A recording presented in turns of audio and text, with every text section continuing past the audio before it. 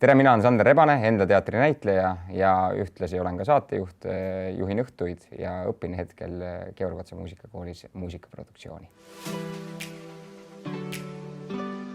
Ja midagi ma teen veel, sotsiaalmeediaturundustega. Meie õpilasfirma nimi oli, meil oli 2 õpilasfirmat. Esiteks meil oli õpilasfirma Uduloor ja teiseks oli meil õpilasfirma Picasso. Esimene tegeles neist siis T-särkide loomisega, meil oli selline huvitav kontseptsioon, et nad teevad, et nende särkide peal on siis trükitud sellised udused kirjad ja pildid. Ausalt öeldes ma pean ütlema, et meie see suurepärane ettevõtte juht Gerd-Kristjan Rungi, see oli rohkem nagu tema idee, et võib-olla kui te vaatate tema videot ka, siis saate täpsemalt teada, millega see Uduloor tegeles, ega ma nii hästi enam ei mäleta ka, elu on edasi läinud. Aga õpilasfirma Picasso oli nüüd siis selline, kes tegi ka T-särke, aga seal oli see peamine point, et me siis joonistasime inimesest endast pildi, kuna meil oli üks klassivend, kes oskas väga hästi joonistada. Ja siis selleks, et olla natukene rohelisemad ka, sest just see rohepööre nagu siis algas, siis me ikkagi mõtlesime, et selleks, et riiklikult ikkagi edukad olla, siis me tõime natukene taaskasutust ka sisse. Ja siis me hakkasime tegema neid püksivöösid, millel olid siis vanadest mängukassettidest tehtud pandlad. Nii et see oli ka siis, midagi oli minu arust meil selle ettevõttel veel, aga ma ei mäleta, mis see täpselt oli. Nii et need 2 õpilasfirmat. Udulooril läks nüüd nii, et kuna me Uduloori ettevõtte üks osa oli ka see, et me tegime õnneloosi. Tegime õnneloosi, siis koolis, kui meil olid need väikesed müümisfestivalid, siis sealt me teenisime täitsa nagu mõnusalt nagu taskuraha.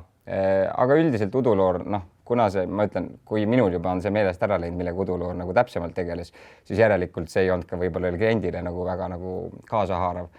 Aga Picassoga meil läks juba täitsa nagu mõnusalt, me tulime riiklikult 3. ja me ikkagi, meie müügitehnika oli ikkagi väga erinev teistest, ilmselt me olime väga palju aktiivsemad, et kui meil oli Kristiines laat, siis me tõesti selle asemel, et siis istuda seal oma selles väikses putkas ja oodata, et kliendid meie juurde tuleksid, siis me lihtsalt läksime nagu peaukse juurde, kohe kui inimesed sisse tulid, tõmbasime nad kaasa, nii et Picassoga läks hästi, jah. Mida sa sel hetkel ju aru ei saa, aga mida ma ilmselt nüüd olen nagu märganud, on selline, see isikliku vastutuse võtmine, see, et sa pead ise hakkama saama ja see võimalus üldse on olemas, et ma arvan, see on nagu selline põhiline asi, aga teine, mis on ka nagu erakordselt oluline selle õpilasfirma kogemuse juures, on see, et sa käid nendel laatadel ja kogu see sotsiaalne keskkond, millest sa pead olema, uued inimesed, pluss veel see, et sa pead ennast väljendama, sa pead nagu uskuma sellesse asja, mida sa teed, natukene sundima ennast ka, et kogu see protsess on seal nagu huvitav ja kõik need inimesed, kes sellega nagu kaasas käisid selles ajahetkes, kus mina seal olin. Nüüd alles hiljuti ma nägin ühte seda inimest, kellega me koos nagu samal ajal seda tegime. Ja see on nii tore, et sul on mingid tutvused ja nüüd sa näed, et see inimene töötab kuskil väga korralikus ettevõttes, siis sul on olemas nagu mingisugune alusbaas, millele talle läheneda, kui sul peaks olema tema oskusi vaja nagu kasutada.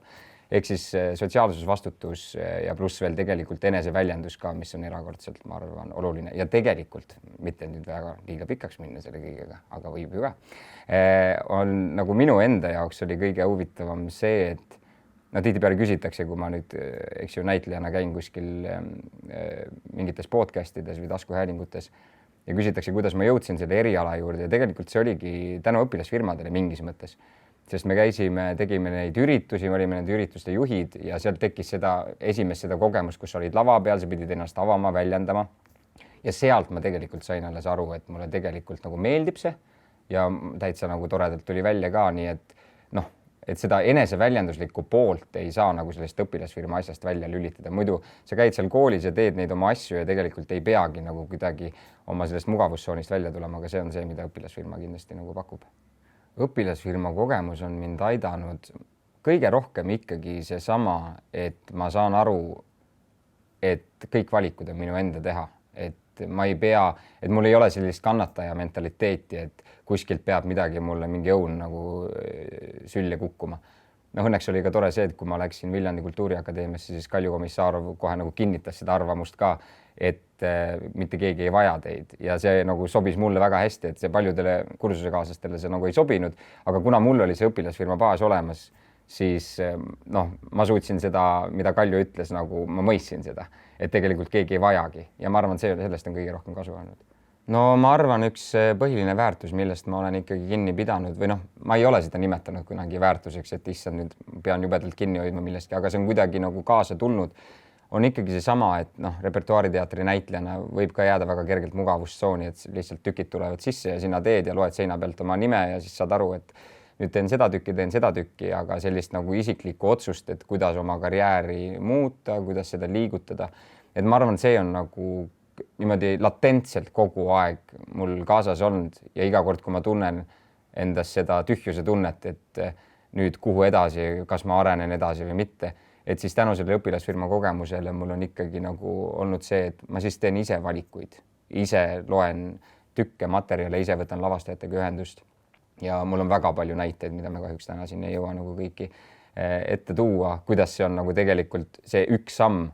Noh, üks väga tore nagu põhimõte, mis mulle meeldis õpilasfirmadest meelde jäi ja kui ma käin noortele rääkimas teinekord mingi sellist poolmotivatsioonilist juttu, siis ma alati toon seda välja nagu see esimene telefonikõne, et võta telefon kätte, tee see telefonikõne ja see on mind viinud nagu sellistesse kohtadesse nii teatri mõttes kui ka teistes valdkondades, kus ma tegelen. Et noh, ja see on seesama väärtus, et võta korraks see väike vastutus. Ma võtan selle kõne ja siis asjad nagu liiguvad. Et see on see väärtus ilmselt. Ma arvan, et see õpilasfirmade programm on noortele oluline esiteks jälle see sotsiaalses mõttes isikliku vastutuse teema ja kolmandaks on see, et noh, ettevõtlikkust, et õpetada seda, et äri on võimalik ise ka teha, et see ei ole mingisugune elevandiluust torn, kus mingisugused ettevõtjad kuskil tegelevad, igal ühel on seda võimalik teha väiksemal, suuremal moel. Mina ei toeta mitte kuidagi finantsiliselt õpilasfirmade programmi, aga seda peaksid kindlasti tegema sina, kes sa seda vaatad.